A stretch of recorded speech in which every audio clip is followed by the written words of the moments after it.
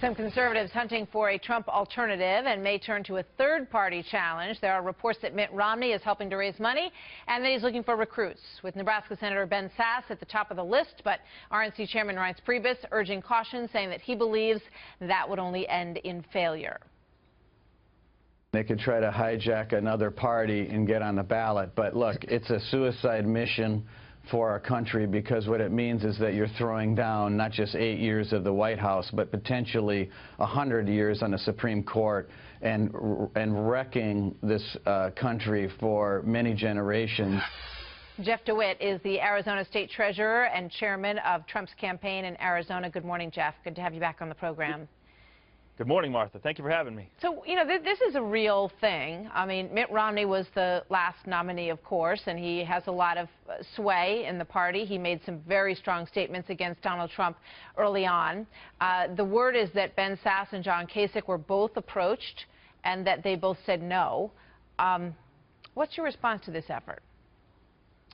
Well, RNC Chairman Priebus is exactly correct that anything like this, any third-party run, would be suicidal to the Republican chances in the fall, and it would be absolutely destructive to the Republican Party over the long haul. So, you know, the effort that Mitt Romney is mounting to do this, it goes against all the faith and the trust that we Republicans placed in him 4 years ago, and he failed us on that faith and trust. And for him to do this now and to be one of the most entrenched members of the establishment fighting against our presumptive nominee and to destroy the party makes no sense. I think what he's actually doing is destroying any future prospects he has of having any sway in the party past this fall. All right. So on Fox News Sunday, Chris Wallace spoke to Representative Tim Holzkamp and also Newt Gingrich, and they had a little back and forth over the issue of Donald Trump. Let's play that and get your thoughts. He's vulgar, he's crass, and I don't know where they're going to go. I mean, the best thing about Donald Trump today is he's not Hillary Clinton, but he's certainly not a conservative either. Donald Trump is not a traditional conservative. He's never claimed to be a traditional conservative. Now, are we really prepared to say that Trump is more dangerous than Hillary Clinton? Because if he's not more dangerous than Hillary Clinton for any rational conservative, then he is dramatically safer as a vote. What do you say to Tim Holzkamp and the people who feel as he does? Well, all I can say is Donald Trump has millions more votes than any Republican primary presidential candidate in the history of the country. And so the fact that he thinks he's not conservative enough or not correct for the Republican Party, obviously the vast majority of Republicans across America feel very differently, including myself. So, you know, it is time to rally around Donald Trump and to stop saying these things. Honestly, it's not helpful. It's divisive, and I don't know what they think they're going to accomplish by saying these things. You know, Donald Trump is a businessman. If we want to say he's not typical of the politicians that we send up every other time that in the last few elections have been cannon fodder for the Democrats, then yeah, he's very different from that. But Donald Trump is somebody that can win for the Republican Party, and quite frankly, he's going to do wonders not only for the party but for America.